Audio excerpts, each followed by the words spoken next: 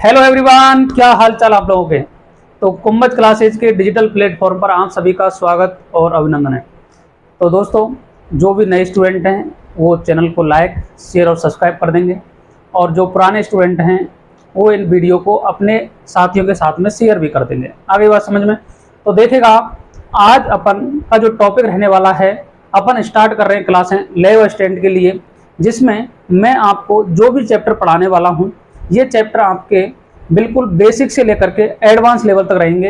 अर्थात आरएसएसएमबी का जो भी लेवल रहेगा क्वेश्चन का, वो अपने जो पढ़ाने का तरीका है उसके अंदर ही आ जाएगा। अर्थात आपको कोई भी अलग से बुक नहीं पढ़नी पड़ेगी, ना कहीं से नोट्स पढ़ने की जरूरत है, ना ही कहीं से क्वेश्चन प्रैक्टिस करने की जरूरत है। अपन आपको उतना पढ़ा देंगे कि वहां से बाहर क्वेश्चन जाने की संभावना ही नहीं रह जाएगी। अब देखिएगा जी, अपन पढ़ने क्या वाले हैं, सबसे पहले ये बात करेंगे। तो देखिएगा, अपन स्टार्ट करेंगे बिलियन चैप्टर से। किससे करेंगे जी? बिलियन चैप्टर से स्टार्ट करेंगे। और जो हमारी ये यूनिट है, ये हमारे आरपीएससी ग्रेड 1 में भी दे रखी है, आरपीएससी ग्रेड 2 में दे रखी है, 11th स्टैंडर्ड में भी दे रखी है, क्लास 12th में भी दे रखी है, नीट में भी दे रखी है, जेई मेंस में भी दे रखी है। और ये हमारा जो रीट मेंस अर्थात जो 3rd ग्रेड का एग्जाम लगेगा, वहां भी यहाँ से क्वेश्चन पूछे जाते हैं। अर्थात जितने भी कॉम्पिटिटिव एग्जाम हैं वहां ये चैप्टर अच्छा वेटेज रखता है। तो अपन आज जिस चैप्टर की बात करने वाले हैं, यहाँ से अपने को 11th स्टैंडर्ड में 3 क्वेश्चन मिलने वाले हैं, आरपीएससी ग्रेड 1 में 2 क्वेश्चन मिलने वाले होते हैं, आरपीएससी ग्रेड 2 में 1 या 2 क्वेश्चन मिलने वाले होते हैं, नीट या जेईई मेंस में यहाँ से 1 या 2 क्वेश्चन मिलने वाले होते हैं, और जो रीट मेंस का पेपर लगेगा उसमें यहाँ से 1 क्वेश्चन मिलने वाला है। अर्थात अगर ओवरऑल बात करें अपन, तो ये चैप्टर हमारे लिए मोस्ट इंपॉर्टेंट रहने वाला है। आगे जी बात समझ में। तो करें स्टार्ट कहानी को। तो सभी चैनल को लाइक, शेयर एंड सब्सक्राइब कर देंगे। तो अपन स्टार्ट करते हैं आज का टॉपिक। अब देखो जी, ये जो चैप्टर रहेंगे ये सारे हिंदी मीडियम में मैं पढ़ाने वाला हूँ। वैसे मेरा ये फर्स्ट बैच ही होगा जो मैं हिंदी मीडियम में पढ़ा रहा हूँ। बाकी सारे जो अब तक के जो बैच पढ़ाए हैं वो सभी इंग्लिश मीडियम के। और जो ये चैप्टर है ये करीब मैं 15 से 20 बार पढ़ा चुका हूँ 5 साल की जनवरी में। ठीक है, इसके बाद अपन बात करते हैं जी, चैप्टर का नाम क्या है? बिलियन। किसकी बात करेंगे जी? चैप्टर का नाम है बिलियन। और बिलियन को अपन बोलते हैं सॉल्यूशन। क्या कहा जाता है जी? सॉल्यूशन। अब देखिएगा, समझो इस चैप्टर को। सबसे इंपॉर्टेंट बात आती है कि सर बिलियन होता क्या है। तो समझिएगा कि अपन जैसे ही बात करें कि जैसे आपने पानी को लिया है, और पानी के अंदर अगर आप चीनी मिला दो, नमक मिला दो या कुछ भी मिला दो, तो वो क्या बन जाएगा? बिलियन बन जाएगा। लेकिन यदि अकेला पानी है तो वो विलायक कहलाएगा। अर्थात अपन यदि बिलियन की बात करेंगे तो बिलियन के लिए कम से कम 2 घटक का होना बहुत जरूरी है। यदि एक ही घटक उसमें प्रेजेंट है तो क्या कहलाएगा? वो विलायक कहलाएगा। लेकिन यदि एक से ज्यादा, मिनिमम 2 घटक होंगे तो बिलियन कहलाएगा। 2 से ज्यादा तो कितने ही हो सकते हैं, लेकिन मिनिमम कितने घटक होने चाहिए? 2 घटक होने चाहिए। फिर उसके बाद में बात आती है समांगी मिश्रण की। किसकी बात आती है? समांगी मिश्रण। अब समांगी मिश्रण आप समझते हो, जब अपन क्लास 11th में क्लासिफिकेशन करते हैं मैटर का, तो अपन वहां मैटर को फिजिकल और केमिकल क्लासिफिकेशन करते हैं। अर्थात भौतिक और रासायनिक यदि अपन बात करते हैं क्लासिफिकेशन वर्गीकरण की, तो रासायनिक जो परिवर्तन होते हैं उसमें अपन एक तो समांगी मिश्रण की बात करते हैं और एक विषमांगी मिश्रण की बात करते हैं। तो एक बात आप समझ लो, समांगी मिश्रण वही होगा जो अपन यूज करते हैं। जैसे मैं बात करूं कि आपने पानी के अंदर शक्कर को मिला दिया, तो क्या पानी से पहले, पानी में मिलाने से पहले शक्कर के पार्टिकल अलग थे, लेकिन पानी में मिलाने के बाद में शक्कर के पार्टिकल उसमें घुल चुके हैं।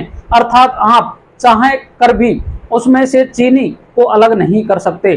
तो ऐसा ही मिश्रण क्या कहलाता है जी? समांगी मिश्रण कहलाता है। आगे बात समझ में।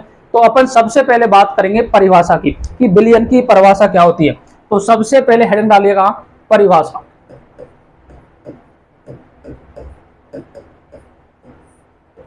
क्या लिखेंगे?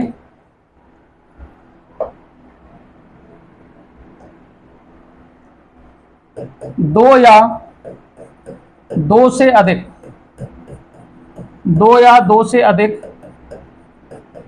घटकों का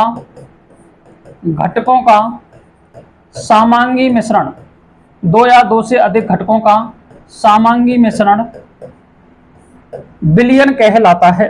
क्या कहलाता है जी? विलयन कहलाता है।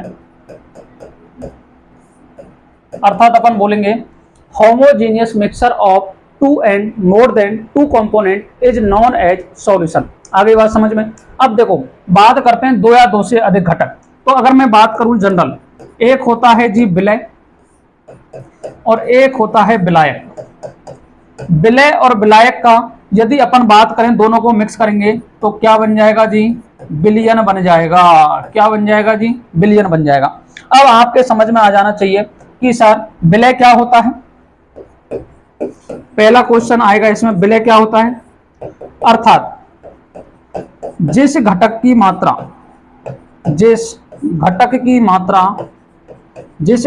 मात्रा विलयन में कम होती है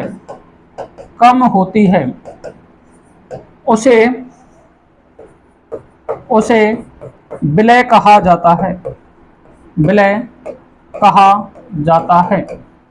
उसे क्या कहा जाता है जी, विलय कहा जाता है। Which component has smallest quantity in the solution is known as solute। आगे बात समझ में। इसके बाद में नेक्स्ट अपन की बात आती है कि सर विलायक क्या होगा। इसकी बात करेंगे कि विलायक क्या होगा। तो विलायक क्या होता है बताओ। जिस घटक की मात्रा विलयन में सर्वाधिक होगी उसे क्या कहेंगे अपन, बोलो जी, उसे क्या कहेंगे, विलायक कहेंगे। तो देखो नेक्स्ट बात आती है कि विलायक क्या होता है।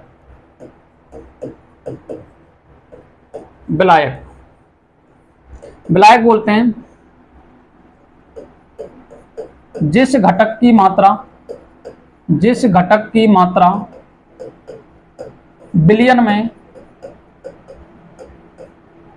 विलयन में सर्वाधिक होती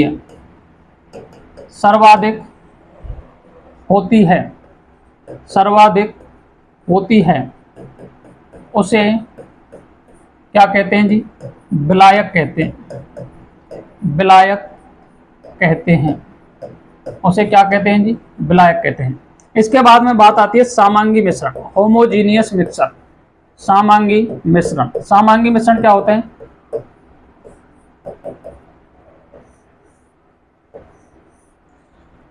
तो समांगी मिश्रण का मतलब क्या होता है समझिएगा।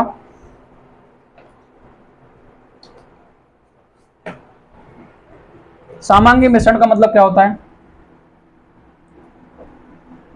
वह मिश्रण जिसमें पदार्थ के कण एक समान रूप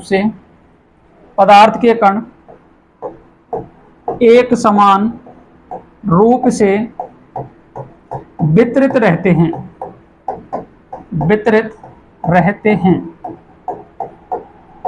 उसे समांगी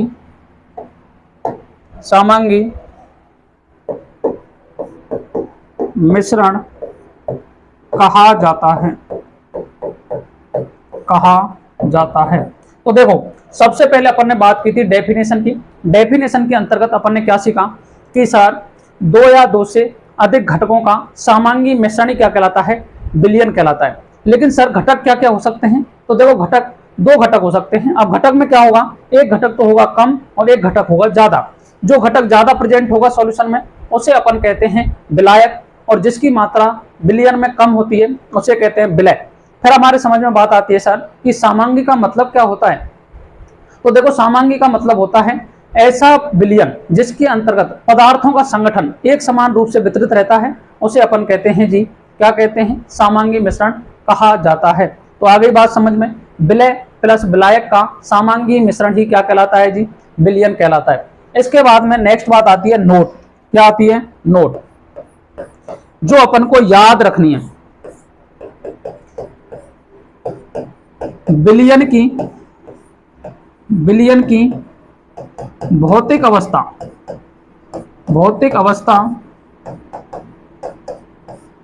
विलायक द्वारा निर्धारित होती है। किसके द्वारा निर्धारित होती है जी, विलायक द्वारा निर्धारित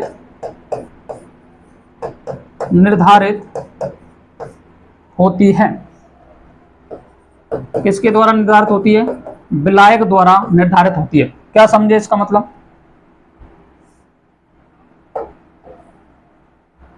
देखो, इसका मतलब हो गया कि जैसा विलायक होगा, विलायक ही निर्धारित करेगा कि विलयन किस टाइप का होगा। जैसे मैंने बात की कि सर मैंने विलायक, जैसे आप देखते हो घर में, जैसे आपको नींबू पानी बनाना है। क्या बनाना है जी? नींबू पानी बनाना है। तो देखो, आप नींबू डालोगे उसमें, आप शक्कर डालोगे उसमें, इसके बाद में नींबू डालोगे, नींबू का रस डालोगे। नींबू का रस डाल करके यदि आप मिलाते हो तो आप उसमें ज्यादा क्वांटिटी किसकी लेते हो? पानी की लेते हो। तो बताओ विलयन द्रव बना या सॉलिड बना? क्योंकि सॉलिड पार्टिकल डाले थे अपने शुगर के, लेकिन वो मात्रा कम थी। लेकिन सर्वाधिक मात्रा किसकी थी सर? सर्वाधिक मात्रा थी पानी की। तो विलायक ही डिसाइड करता है कि नेचर क्या रहने वाला है विलयन का। आगे बात समझ में? ये बात आप हमेशा याद रखोगे। इसके बाद में पदार्थ की मात्रा के आधार पर या विलय और विलायक की मात्रा के आधार पर विलयन दो प्रकार के होते हैं। कितने प्रकार के होते हैं जी? दो प्रकार के। आगे बात समझ में? तो अपन नेक्स्ट बात करेंगे विलयन के प्रकार। किसकी बात करेंगे जी? विलयन के प्रकार। तो विलयन के प्रकार में सबसे पहले जो अपन बात करेंगे वो बात करने वाले हैं विलय और विलायक की मात्रा के आधार पर। किसकी मात्रा के आधार पर? विलय और विलायक की मात्रा के आधार पर विलयन दो प्रकार के होते हैं। तो क्या लिखेंगे जी?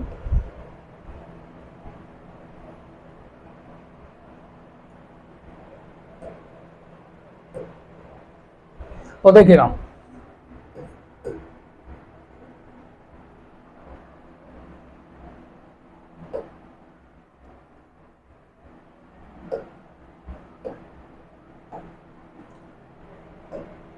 लिखेंगे ए विलय और विलायक, विलायक की मात्रा के आधार पर, मात्रा के आधार पर,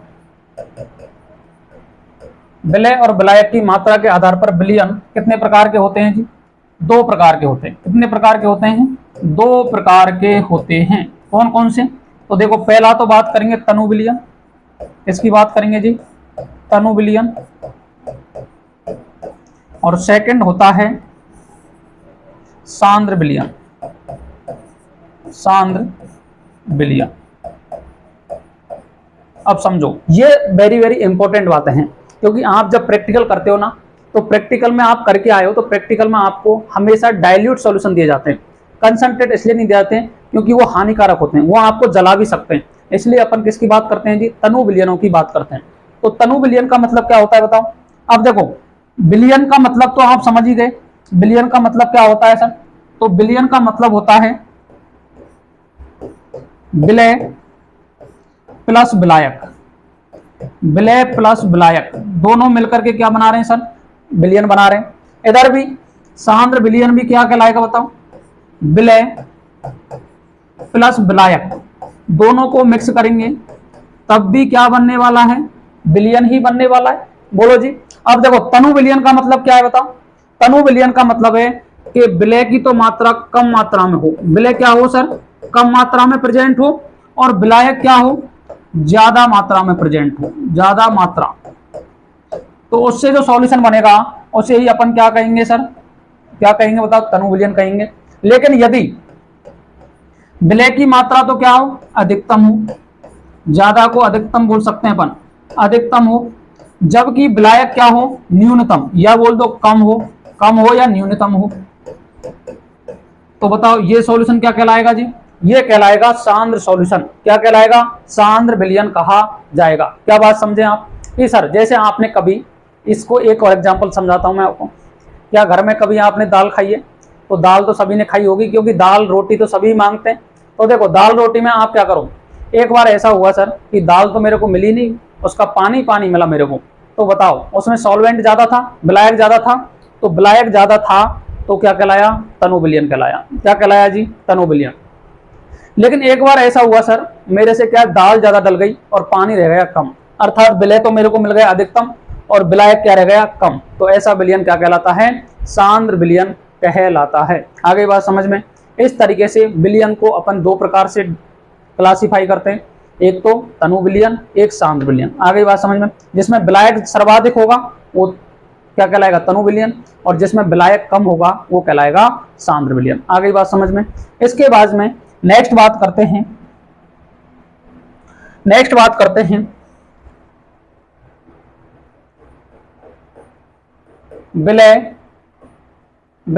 विलय कॉमा विलायक के आधार पर, विलय प्लस विलायक के आधार पर कैसे करेंगे बताओ। इस प्रकार में जो सॉल्यूशन होता है ये होता है जी सर 9 प्रकार का। कितने प्रकार का, 9 प्रकार का। और आपको दे भी रखा है कि विलयन के आपको प्रकार बताने हैं। ठोस विलयन क्या होता है, गैस विलयन क्या होता है और द्रव विलयन क्या होता है। तो अपन बात करेंगे विलय और विलायक के आधार पर विलयन कितने प्रकार का होता है सर, 9 प्रकार का होता है। तो एक टेबल बनाने वाले हैं अपन। क्या बनाएंगे सर, टेबल बनाने वाले हैं।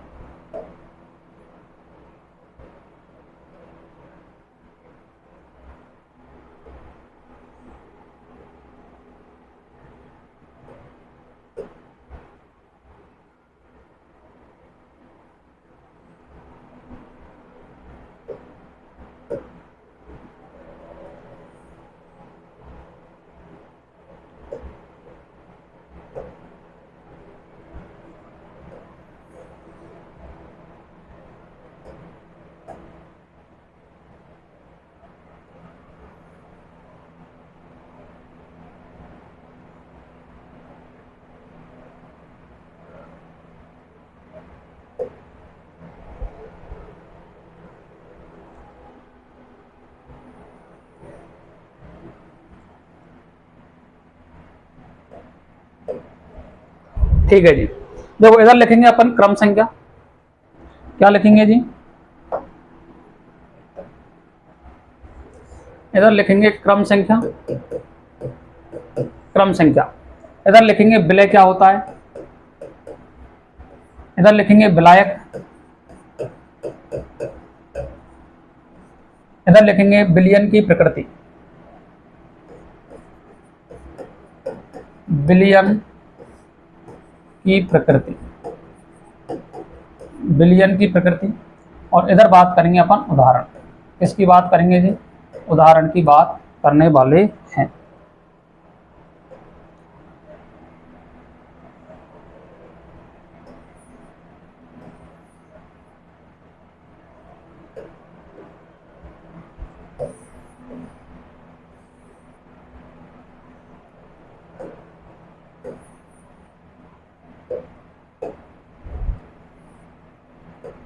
चलो कोई ना।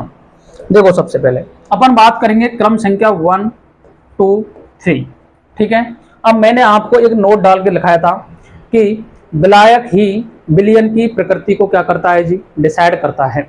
उस बात को यदि याद रख लोगे तो सॉल्यूशन 9 टाइप्स के होते हैं जो आपको समझ में आ जाएंगे। ठीक है। क्रम संख्या 1, क्रम संख्या पर सर मैंने पहला विलय लिया गैस। क्या लिया जी, गैस। दूसरा विलय लिया मैंने द्रव, और थर्ड मैंने लिया ठोस, क्योंकि अपन किसी में ही कुछ भी मिला सकते हैं, ये हमारे लिए खुली छूट है। तो देखो सर, अब मैंने विलायक ले लिया सर गैस। क्या ले लिया, गैस।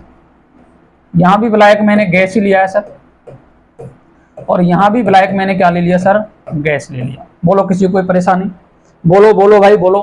तो देखो आपने एक बार विलय ले लिया गैस, द्रव और ठोस, दूसरी बार में आपने विलायक ले लिया गैस गैस गैस। अर्थात एक बार तो 3 बार तो विलायक लोगे गैस, 3 बार लोगे द्रव, और 3 बार ही लेना पड़ेगा ठोस। तो देखो समझो, यदि गैस गैस का विलयन बनाओगे तो देखो तीनों टाइप में विलायक क्या है, बोलो भाई। तीनों टाइप में विलायक सर अपना है, विलायक है गैस। तो बताओ कैसा विलयन बनने वाला है, तो ये बनेगा सर गैसीय विलयन। क्या बनेगा जी, गैसीय विलयन बनने वाला है। क्योंकि आपको नोट की यदि बात समझ में आ जाएगी तो आप समझ जाओगे कि विलायक ही डिसाइड करता है कि सॉल्यूशन का नेचर क्या रहने वाला है। अब इसके बाद में अपन बात करेंगे सर कि यदि गैस ही विलय है और गैस ही विलायक है तो इसके एग्जाम्पल क्या है। तो देखो आपको एटमॉस्फेरिक प्रेशर, एटमॉस्फेयर में जितनी भी गैसों का मिक्सर मिलता है वो सब एग्जाम्पल किसका है, गैसीय विलयन का, अर्थात गैस ही विलय है और गैस ही विलायक है। तो मैं एक एग्जाम्पल लिख देता हूं, N2 प्लस O2 का मिश्रण, N2 प्लस O2 का मिश्रण क्या कहलाएगा सर, इसमें गैस ही तो विलय हो गई और गैस ही क्या हो गया, विलायक। अब आप कहोगे सर इसमें विलय कौन है और विलायक कौन है, तो आप समझो, ऑक्सीजन कितना मिलता है 21% और नाइट्रोजन कितना मिलता है 78%। तो N2 तो हो गया इसमें गैस विलायक और O2 क्या हो गई, गैस विलय। आगे बात समझ में। इसके बाद में दूसरा आता है द्रव और गैस। द्रव और गैस का यदि एग्जाम्पल की मैं बात करता हूं तो सर देखो, CHCl3 क्लोरोफॉर्म होती है, ये लिक्विड फॉर्म में मिलती है द्रवावस्था में, और इसको यदि आप N2 गैस के साथ में मिला दोगे तो ये भी किसका एग्जाम्पल हो गया सर, ये भी, इसमें द्रव तो क्या है, विलय है, और विलायक क्या हो गया, गैस N2। इसके बाद में अपन बात करते हैं नेक्स्ट कि सर ठोस तो विलय है और विलायक है गैस, तो बताओ कौन सा एग्जाम्पल हो गया। तो देखो, एक होते हैं कैम्फोर पार्टिकल, कैम्फोर के कण, कैम्फोर के कण प्लस N2 गैस। तो देखो कैम्फोर के कण होते हैं, ये ठोस अवस्था में पाए जाते हैं। किसमें पाए जाते हैं सर, ठोस अवस्था में पाए जाते हैं। तो बताओ किसका एग्जाम्पल हो गया ये हो गया अपना, ये हो गया अपना, इसमें जो सॉलिड है ठोस तो हो गई विलय और विलायक क्या हो गया, गैस। आ गई बात समझ में, ये एग्जाम्पल समझ जाओगे आप। तो बताओ 3 टाइप्स के हो गए। अब नेक्स्ट अपन बात करेंगे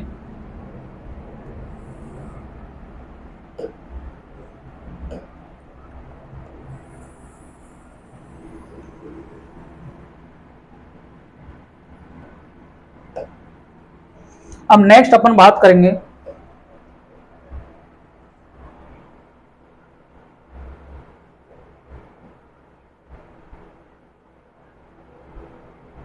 चलो ठीक है, फोर्थ अपन बात करेंगे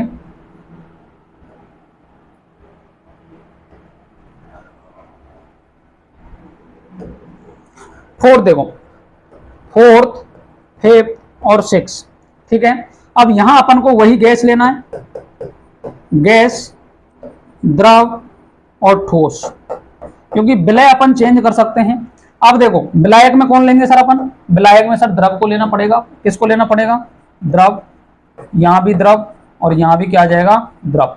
अब बताओ विलायक कौन है, विलायक है सर द्रव। तो बताओ नेचर कौन डिसाइड करेगा विलयन का, द्रव ही करेगा।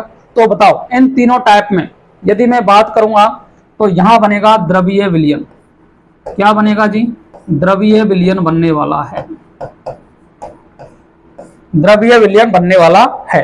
अब बात करेंगे एग्जाम्पल की, क्योंकि एग्जाम्पल ही इंपॉर्टेंट है। क्वेश्चन आएगा तो एग्जाम्पल से आ जाएगा, बाकी तो आने वाला है नहीं इससे, लेकिन आएगा तो एग्जाम्पल से ही क्वेश्चन आ जाएगा।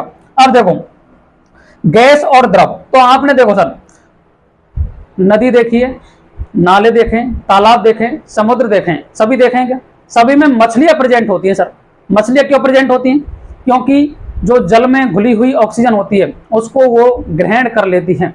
तो इसमें क्या लिखेंगे बताओ, पहला एग्जाम्पल, पहला हो गया जल में घुली हुई O2 गैस। O2 गैस किसका एग्जाम्पल हो गई सर, बोलो। इसमें सर गैस तो हो गया विलय, और बताओ पानी कौन हो गया, विलायक हो गया। आ गई बात समझ में। दूसरा सर द्रव का तो आप एग्जाम्पल सभी जानते हो, क्योंकि जो बच्चे क्लास 12 के बाद में 18 वर्ष की उम्र हो जाती है, उसके बाद में ग्रेजुएशन वगैरह करते हैं, फिर बढ़िया शाम को 6 बजे के बाद में जो अल्कोहल कंज्यूम करते हैं वो किसका एग्जाम्पल हो जाएगा, द्रव्य विलयन का। तो क्या कहेंगे sir, ethanol C2H5OH plus H2O, अर्थात दारू, और दारू में मिला लेते हैं पानी, तो वो किसका एग्जाम्पल हो गया, बोलो सर, ये हो गया द्रव का। अर्थात इसमें इथेनॉल तो अपन कम लेते हैं और पानी मिलाते हैं ज्यादा, तो पानी तो हो गया सॉल्वेंट, और जो एल्कोहल ले रखे हैं आपने ये क्या हो जाएगी बताओ, ये हो जाएगी विलय। इसके बाद में बात आती है सर ठोस द्रव। ठोस द्रव में तो आप जानते हो सर, मैं शक्कर मिलाता हूं, क्या मिलाता हूं सर, शक्कर मिलाता हूं, और मैं पानी में यदि शक्कर को मिला दूं सर, तो ये एग्जाम्पल किसका हो जाएगा, ठोस द्रव का। किसका हो जाएगा जी, ठोस द्रव का। आ गई बात समझ में। तो एग्जाम्पल इंपॉर्टेंट है इनके, क्या है सर, एग्जाम्पल इंपॉर्टेंट है। अब नेक्स्ट अपन बात करेंगे, नेक्स्ट टाइप का जो सॉल्यूशन बनने का वाला है,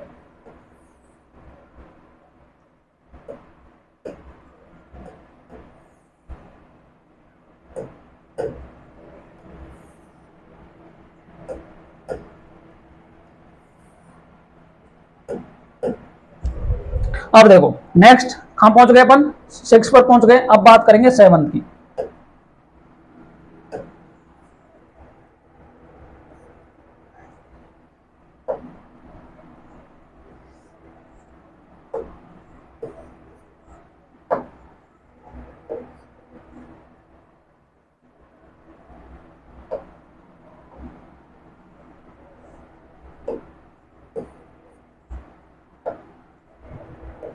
सेवन्थ, एट्थ और 9th।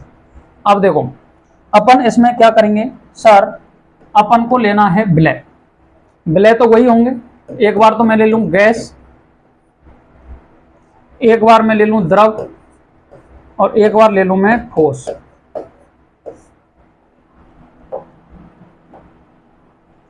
तो बताओ अब विलय क्या लेना है अपन को, ठोस, यहां भी ठोस ही लेना पड़ेगा और यहां भी क्या लेना पड़ेगा, ठोस लेना पड़ेगा। बोलो भाई, अब बताओ विलय कौन है सर, ठोस है, तो इसकी नेचर को कौन डिसाइड करेगा, तो ये हो जाएगा ठोस विलयन। क्या हो जाएगा, ठोस विलयन, ठोस विलयन हो जाएगा।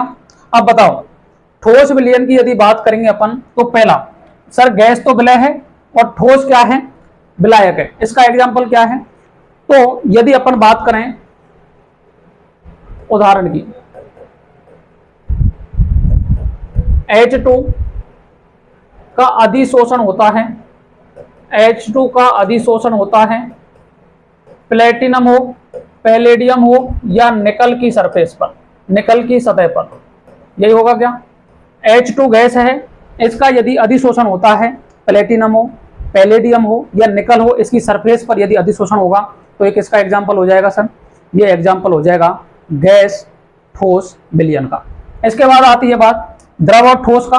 द्रव और ठोस में आप जानते हो, जैसे मैंने ले लिया NaHG, सोडियम किसमें मिलता है बताओ, सॉलिड है, क्योंकि सोडियम के आपने प्रैक्टिकल भी किए होंगे, सॉलिड पार्टिकल होते हैं। Hg क्या होता है, लिक्विड में मिलता है, NaHG कर लो, या फिर कॉपर Hg लिख लो, ये एग्जाम्पल हो जाएंगे इसके। इसे बोलते हैं जिंक अमलगम, ZnHG बोल लो, क्या बोल लो जी, ZnHG, Zn और H, जिंक अमलगम बोलते हैं इसको, इसको सोडियम अमलगम कहते हैं। आगे बात समझ में। इसके बाद आती है ठोस ठोस की, तो ठोस ठोस में तो आपने कॉपर प्लस टिन मिला दो। इसके बाद में यदि सोने की बात करते हैं, सोना ETC, ये सारे एग्जाम्पल किसके हो गए, जो आप सोना वगैरह कानों में पहनते हो, महिलाएं जो पहनती हैं, ये सारे ठोस विलयन का ही क्या होते हैं, एग्जाम्पल होते हैं। देखो सबसे पहले अपन ने जो बात की थी इसमें, सबसे पहले स्टार्टिंग कहां से की अपन ने, तो सबसे पहले अपन ने सर स्टार्टिंग की कि विलयन होता क्या है। किसकी बात की थी सर, विलयन होता क्या है। तो विलयन देखो, दो या दो से अधिक पदार्थों का सामान्य मिश्रण ही विलयन कहलाता है।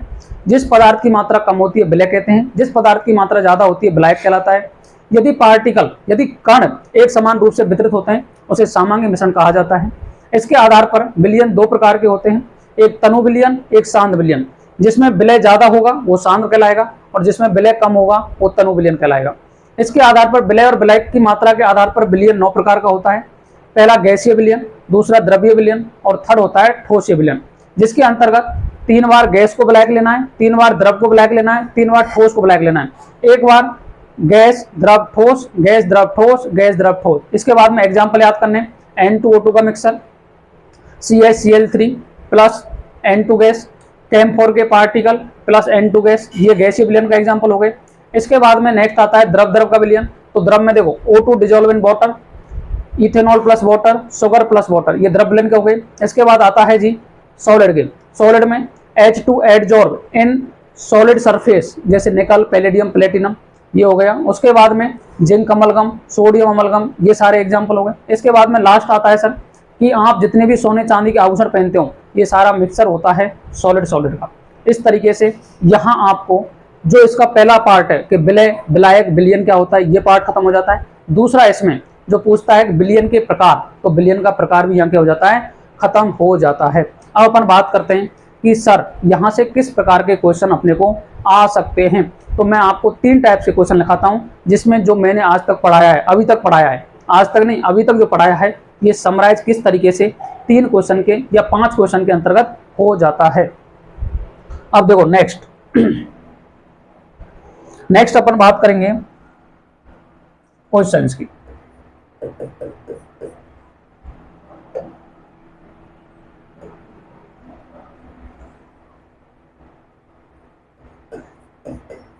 विलियन कहलाता है, विलियन कहलाता है, विलियन क्या कहलाता है?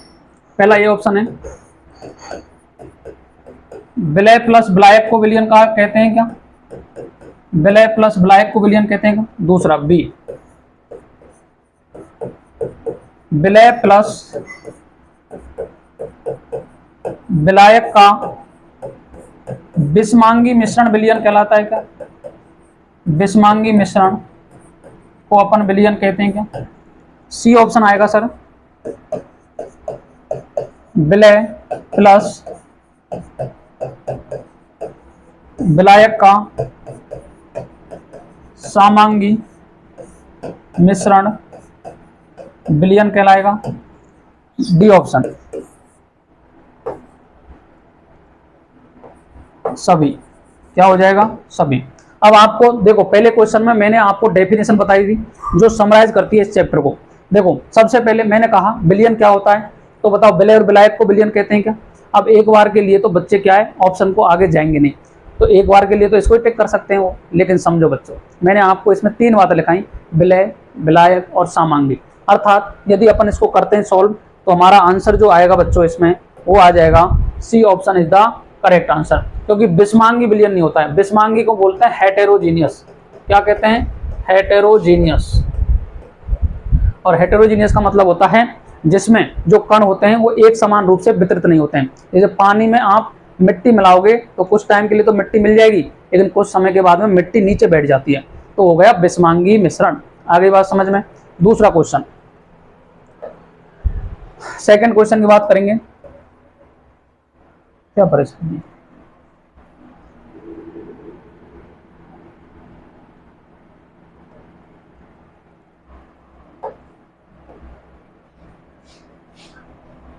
Next question, question number 2। Question number 2 क्या कह रहा है? निम्न में से कौन सा गैसीय विलयन का, निम्न में से कौन सा गैसीय विलयन का उदाहरण नहीं है? निम्न में से कौन सा गैसीय विलयन का उदाहरण नहीं है? ए ऑप्शन दे दिया सर,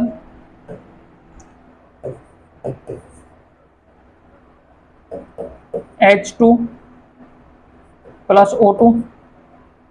बी ऑप्शन दे दिया N2 plus CHCl3। C option दे दिया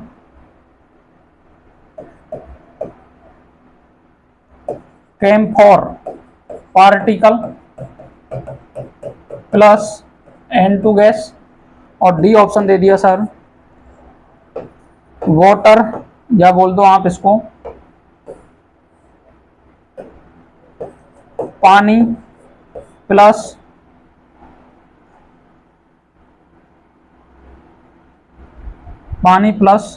शक्कर। एक क्वेश्चन ही हो गया। नेक्स्ट क्वेश्चन,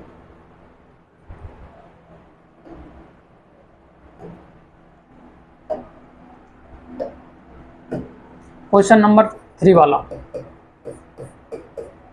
निम्न में से द्रवीय विलयन का उदाहरण नहीं है। द्रवीय विलयन का उदाहरण नहीं है, आपको ये फाइंड करना है। चलो सर, ऑप्शन क्या क्या आपने? ए ऑप्शन है O2 plus H2O। B option है sir C2H5OH plus H2O, C option है सर NaHG, और डी ऑप्शन है सर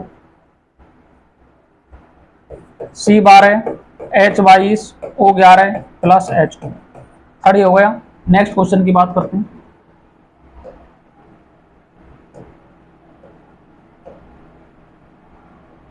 चलो नेक्स्ट क्वेश्चन की बात करते हैं। निम्न में से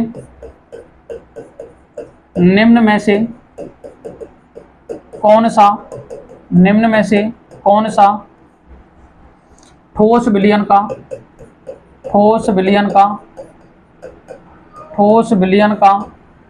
उदाहरण नहीं है। ठोस विलयन का उदाहरण नहीं है। ऑप्शन नंबर ए की बात करेंगे सर। ऑप्शन नंबर ए है H2 का अधिशोषण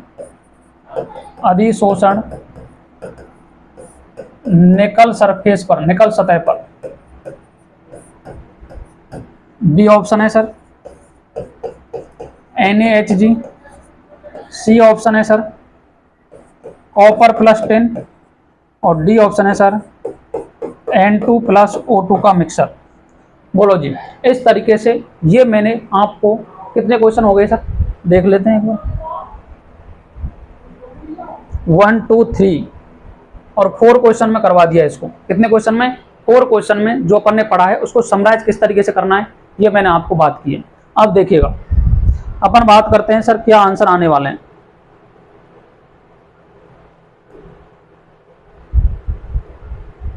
देखो ये कह रहा है कि निम्न में से कौन सा गैसीय विलयन नहीं है। निम्न में से कौन सा गैसीय विलयन का उदाहरण नहीं है, क्योंकि ये पढ़ना है आपको पहले, तो मेन तो यही है। निम्न में से कौन सा गैसीय विलयन का उदाहरण नहीं है। तो आप जानते हैं कि H2O2 तो होता है सर, H2O2 तो है, क्योंकि हाइड्रोजन और ऑक्सीजन का मिक्सर हो सकता है। बोलो ये ऑप्शन सही है। N2 + CH_Cl3, sir N2 gas है, CH_Cl3 क्या है? द्रव है, ये भी हो सकता है। इसके बाद में CH4 particle + N2, CH4 particle solid होते हैं सर, और N2 गैस होती है, ये भी हो सकता है। पानी + शक्कर, अब सर आप जानते हैं कि पानी तो क्या है? द्रव अवस्था में मिलता है, और शक्कर मिलता है सॉलिड अवस्था में। तो बताओ गैसीय विलयन नहीं है। क्या पूछा है जी? गैसीय विलयन नहीं है। तो कौन सा आंसर हो जाएगा अपना हो जाएगा D answer is the correct. कौन सा आंसर हो जाएगा जी? D option is the correct answer हो जाएगा। इस तरीके से कर लोगे कि आप पहचान में आना चाहिए ये क्वेश्चन। देखो अगर आप RPSC grade 1 grade 2 NEET JEE mains की बात कर रहे हो तो वहां ये नहीं पूछा जाएगा, लेकिन ये बोर्ड एग्जाम में पूछ सकते हैं। क्लास 12 का बोर्ड एग्जाम होगा उसमें पूछ सकते हैं सर। ये लेवल स्टैंड में पूछ सकते हैं।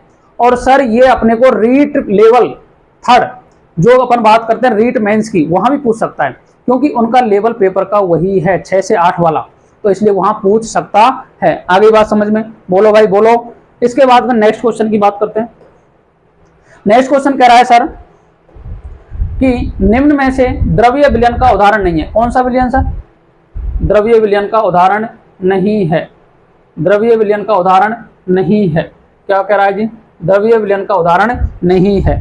तो बताओ। देखो सर O2 और H2O, O2 गैस होती है सर, H2O पानी होता है, तो दोनों एक है। इसके बाद में C2H5OH और H2O, सर ये तो अपन रोजाना यूज कर रहे हैं, कैसी बातें कर रहे हो आप? तो ये भी है। इसके बाद में Na + HG, NaHG। देखो सर Na तो क्या है? सॉलिड है, और Hg लिक्विड है। बोलो सर। अब बताओ लेकिन सॉलिड क्या है इसमें? सोडियम है। Hg क्या है? लिक्विड है। तो सर ये एग्जाम्पल तो हो सकता था, लेकिन अपन को नेक्स्ट देखना पड़ेगा। इसमें C12H22O11, इसे बोलते हैं सर शुगर। क्या कहते हैं जी? इसे बोलते हैं शक्कर। और ये सर पानी है। अब देखो ये भी हो सकता है, ये भी हो सकता है, लेकिन ये है ठोस। क्या है सर? ठोस। और ये होता है द्रव, लेकिन ठोस की मात्रा ज्यादा होती है, तो ये ऑप्शन करेक्ट हो जाएगा। आगे बात समझ में? लेकिन इसके अलावा कोई और ऑप्शन हो जाता, जैसे यहाँ C2H5OH और H2O की जगह देता कॉपर +10, कॉपर +10 दे देता, तो सर अपन इस आंसर की तरफ जाते, इसको छोड़ देते। आगे बात समझ में? लेकिन अभी के लिए अपन बात करेंगे तो sir C option is the क्या हो जाएगा? करेक्ट आंसर हो जाएगा। यदि नेक्स्ट क्वेश्चन बनता सर और ऑप्शन हो जाते, पहला होता सर O2 + H2O, बी होता कॉपर +10, सी हो जाता Na और Hg, और डी हो जाता यही शक्कर प्लस पानी, यही हो जाता। तो फिर सर अपन जो आंसर की तरफ जाते ना, वो अपन आंसर की तरफ जाते कॉपर प्लस टिन वाले की तरफ। किसकी तरफ जाते? कॉपर प्लस टिन वाले की तरफ चले जाते। आ गई बात समझ में? लेकिन अभी के लिए किस पे जाएंगे अपन? अभी के लिए जाएंगे NaHg पर। आ गई बात समझ में? Next question. नेक्स्ट क्वेश्चन कह रहा है कि निम्न में से कौन सा ठोस विलयन, किसकी बात कर रहा है जी? ठोस विलयन की बात कर रहा है। ठोस विलयन का उदाहरण नहीं है, ठोस विलयन का उदाहरण नहीं है। ठीक है, अब देखो, अब आपको मैंने सारे पढ़ा रखे हैं। H2 का अधिशोषण होता है निकल की सतह पर, ये तो है सर। इसके बाद में NaHg ये भी है, कॉपर टिन ये भी है, लेकिन N2O2, N2O2 तो सर अपने को पता है क्या है, बताओ भैया? N2O2 तो गैसीय विलयन है। क्या है जी? गैसीय विलयन। क्या है ये? गैसीय विलयन है, गैसीय विलयन है। और गैसीय विलयन हो गया तो बताओ ये क्या हो गया? D option is the correct answer. तो बताओ 5-4 क्वेश्चन के अंतर्गत अपन को किस तरीके से चैप्टर को समराइज करना है, ये अपन को आना चाहिए। तो आई होप आज की क्लास आपको अच्छी लगी होगी और आप यहां पधारे, तो इसके लिए आपके लिए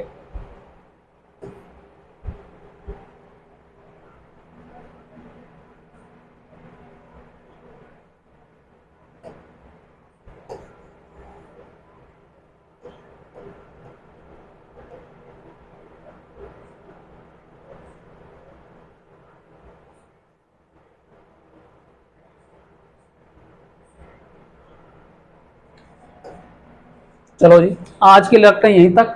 आई होप आप सभी को ये क्लास बहुत अच्छी लगी होगी। आप इसको कंप्लीट देखेंगे ना तो आपको पता पड़ जाएगा कि सर अपन कहाँ से क्या क्या पढ़ रहे हैं और अपन को पढ़ना क्या चाहिए, क्योंकि ये लेवल अपने को तभी पता पड़ता है जब अपन अप्रोच के या लेवल वाले बच्चों को पढ़ाते हैं। आगे बात समझ में? लेकिन मैं आपको एक चीज़ बता दूँ कि जिस तरीके से अपन का 5 साल का करियर है पढ़ाने का, अपन को किसी भी एग्ज़ाम में मैं टारगेट के साथ में करीब यदि 70 से 80% क्वेश्चन यदि पढ़ाने से नहीं मिलते हैं तो पढ़ाने का कोई मतलब नहीं रह जाता है। और ये मैं आपको दावे के साथ कहता हूँ कि जो भी मैं पढ़ाऊँगा आपको, लेव असिस्टेंट तो क्या, RPSC ग्रेड 1 में भी इन चैप्टर से क्वेश्चन बाहर नहीं जाएगा, क्योंकि मेरे पास जो कंटेंट है ना वो आप देखोगे ना तो आपको समझ में आ जाएगा। एक रूम कंप्लीट 8x10 का इन बुकों से ही भरा पड़ा है, और जिसके अंतर्गत मेरे पास जो भी iPad है जिसमें जो स्टोरेज है वो 128 है, जिसमें से 60 GB only on NEET JEE के कंटेंट से भरा पड़ा है। ठीक है, तो अपन ऐसा कंटेंट ही पढ़ाते हैं जो बच्चों के लिए उपयोग में होता है। और यदि कंटेंट आप चाहते हो कि क्या क्या है सर, तो वो भी मैं बता देता हूँ। तो देखो, सबसे पहले मैं जो रीड करता हूँ वो मैं करता हूँ NCERT को। किसको करता हूँ सर? सबसे पहले अपन बात करते हैं NCERT। सर NCERT में जो बिलियन चैप्टर दे रखा है, जो मैंने स्टार्ट किया है बिलियन चैप्टर, तो सर इसके अंतर्गत क्या क्या दे रखा है वो अपन पढ़ते हैं। पहले तो मैं NCERT को रीड करता हूँ। ठीक है सर, NCERT के अलावा अपने पास में LN के मॉड्यूल हैं, LN के मॉड्यूल हैं, और LN के मॉड्यूल हैं, LN के मॉड्यूल अपने पास दोनों हैं, एक तो नीट वाले भी हैं और एक जेई वाले भी हैं। ठीक है सर, उसके बाद में सर मेरे पास में आकाश के मॉड्यूल है, आकाश मॉड्यूल, आकाश के भी मॉड्यूल हैं और वो भी सर अपने पास दोनों हैं, नीट और जेई मेंस, जेई मेंस। अब इन सभी में से सर मैं समराइज करता हूँ, जो मैं आपको पढ़ा रहा हूँ ना ये समराइज करता हूँ किसमें थ्योरी इजी है और सबसे ज़्यादा कॉन्सेप्ट बता रखे हैं। तो इनसे समराइज करके फिर बनते हैं अपने कुंभज सर के नोट्स। क्या बनते हैं सर? कुंभज सर के नोट्स बनते हैं, कुंभज सर के नोट्स बनते हैं जो हर साल अपडेट होते हैं। अर्थात मैं ऐसा नहीं है एक बार बना लिए उसके बाद में उनको अपडेट नहीं करते। मैं जिस भी बैच में पढ़ाता हूँ हर साल, यदि मेरी क्लास 10 बजे से है तो मैं एक बार सुबह रीड करके जरूर जाता हूँ, ताकि अपना पता रहे कि किस टाइप के क्वेश्चन आजकल ट्रेंडिंग में चल रहे हैं। इसके बाद में मेरे पास जो क्वेश्चन प्रैक्टिस के लिए बुक है, तो देखो एक तो है advance organic chemistry, advance organic chemistry. ठीक है, एक है नरेंद्र अवस्थी, नरेंद्र अवस्थी। ठीक है, एक है जेडली वाली, जेडली। इसके बाद में एलन आकाश के मॉड्यूल तो पढ़ेंगे, एक बार NCERT, NCERT, ये इस तरीके का जो पूरा कंटेंट है ना, इसको समराइज करके जब बच्चों को डिलीवर करते हैं ना, तो अपन को एक हौसला भी मिलता है कि इस कंटेंट से बाहर क्वेश्चन नहीं जाएगा। तो आई होप आप सभी को ये सॉल्यूशन चैप्टर का जो मैंने फर्स्ट लेक्चर लिया है, ये सभी को समझ में आ गया होगा। किस तरीके के क्वेश्चन अप्रोच कर सकते हैं ये भी बात कर लीजिए। कल अपन का जो टॉपिक रहेगा ये रहेगा सांद्रता की इकाइयाँ। तो आज के लिए रखते हैं यहीं तक। Thank you very much. आप जुड़े और सभी के साथ में इस क्लास को शेयर कर दें, ताकि यदि 11th स्टैंडर्ड की तैयारी कर रहे हैं, RPSC ग्रेड 1 की कर रहे हैं या ग्रेड 2 की कर रहे हैं, या नीट जेईई मेंस या बोर्ड एग्जाम की तैयारी कर रहे हो, उन सभी के लिए ये समान रूप से अति महत्वपूर्ण चैप्टर है। आगे बात समझ में। Thank you very much. Radhe Radhe. जय श्री कृष्णा, जय श्री श्याम।